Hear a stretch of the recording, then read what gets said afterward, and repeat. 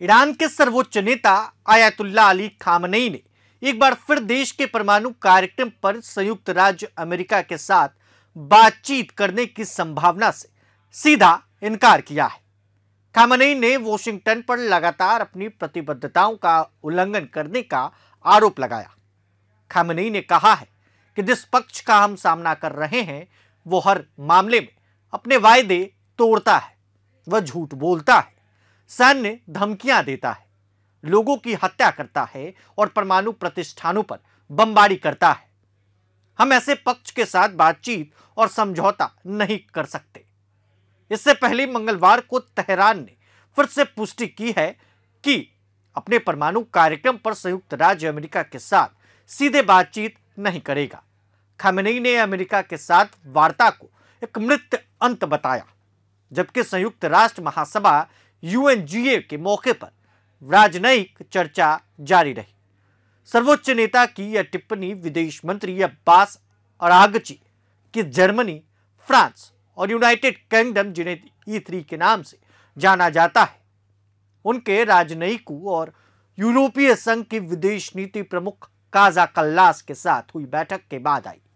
वार्ता में प्रतिबंधों को फिर से लागू करने पर ध्यान केंद्रित किया गया, जो आने वाले दिनों में लागू होने वाले हैं। अमेरिका के साथ बातचीत फिर से शुरू करना एक अहम मुद्दा बना हुआ है।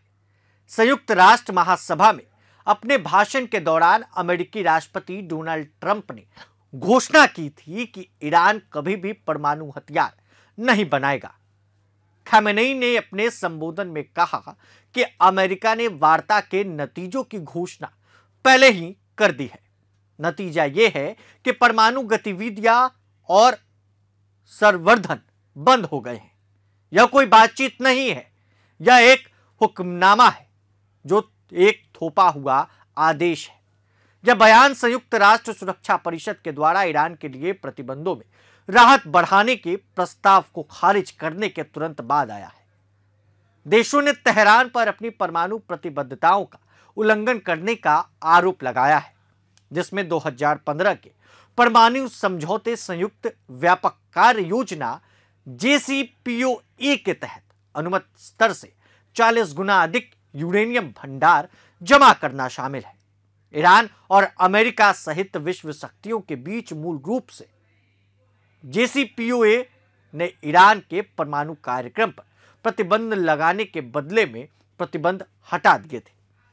हालांकि डोनाल्ड ट्रंप की तथाकथित अधिकतम दबाव नीति ने 2018 में प्रतिबंधों को फिर से लागू कर दिया और शुरुआती विरोध के बावजूद बाइडेन प्रशासन ने भी इस रुख को काफी हद तक जारी रखा है। यूरोपीय देशों के संकेत दिया था कि यदि ईरान अमेरिका के साथ सीधी बातचीत पुनः शुरू करता है, संयुक्त राष्ट्र के परमाणु निरीक्षकों को अपने परमाणु स्थलों तक पहुंच की अनुमति देता है तथा संयुक्त राष्ट्र के परमाणु निगरानी संस्था के द्वारा निगरानी किए जाने वाले 400 किलोग्राम से अधिक उच्च संवर्धित यूरेनियम को अपने पास रखता है, तो यह प्रतिबंधों की सीमा समय बढ़ा सकते हैं। तमाम अपडेट्स के लिए बने रहें प्रभात खबर के साथ। आपका बहुत बहुत शुक्रिया।